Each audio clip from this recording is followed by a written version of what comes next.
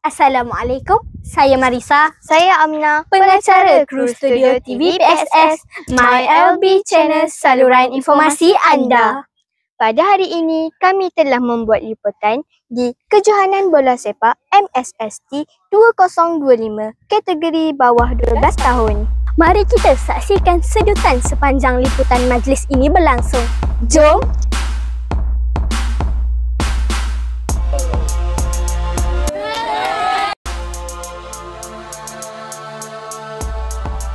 Bersama saya, Ahmad Akraf Furqan yang berada di lokasi Kejohanan Bola Sepak MSST 2025.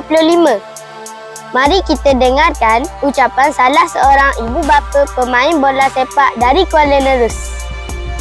Saya Muhammad Nazri bin Mamat, ayah kepada Ezri Afizan Kushairi dari tim Kuala Nerus. Apakah harapan Tuan pada kejohanan kali ini? Harapan kita untuk menjadi juara lah untuk MSST 2025. Pencapaian dia daripada umur 10 tahun daripada ATKT Kuala Terengganu.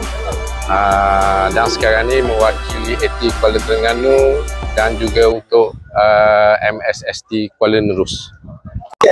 Pada pandangan Tuan, bagaimana kejohanan seperti ini dapat membentuk sasiah murid? Assalamualaikum warahmatullahi wabarakatuh. Salam Malaysia Madani, salam pembaju transformasi pendidikan dan salam kebaman ideal. Sukan dan permainan ini merupakan satu orang kata yang boleh kita jadikan sebagai pembentukan sasiah bagi kemejadian pelajar itu sendiri.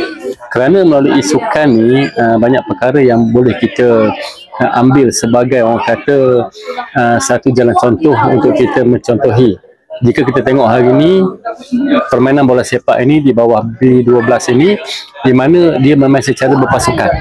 Secara berpasukan. Bila secara berpasukan, maka semua kena bergerak seiring, sekata sehati sejiwa, bukannya melalui orang kata individu dan sebagainya.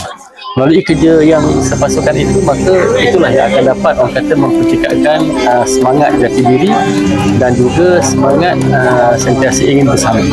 Jadi melalui sukan dan permainan, maka sasiah itu akan dapat dibentuk dengan sebaik mungkin yang boleh. Apakah harapan Tuan sebagai penganjur kejohanan MSST pada tahun ini?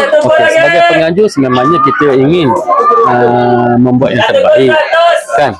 Jadi apabila kita dapat membuat yang terbaik, maka orang melihat bahawasanya kita berjaya mewujudkan semangat kerja sepasukan sebagaimana yang kita tunjukkan pada hari ini, di mana semua jawatankuasa pengelola bergerak secara bersama-sama.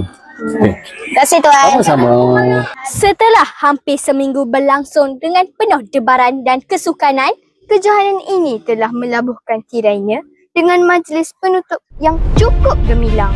Mari kita saksikan sedutan sepanjang majlis ini berlangsung.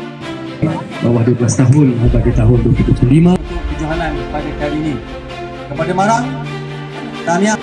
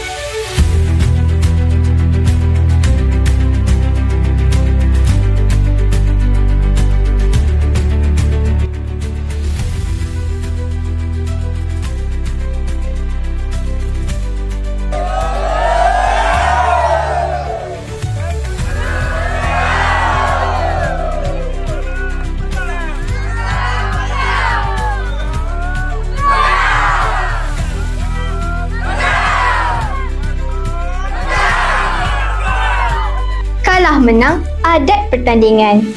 Alhamdulillah, selesai sudah Majlis Kejohanan Bola Sepak MSST 2025 bagi kategori bawah 12 tahun. Tahniah diucapkan kepada para pemenang. Teruskan kejayaan di peringkat seterusnya. Sekian dulu daripada saya Marisa. Saya Amna, pengacara kru studio TV PSS, My LB Channel, saluran informasi anda.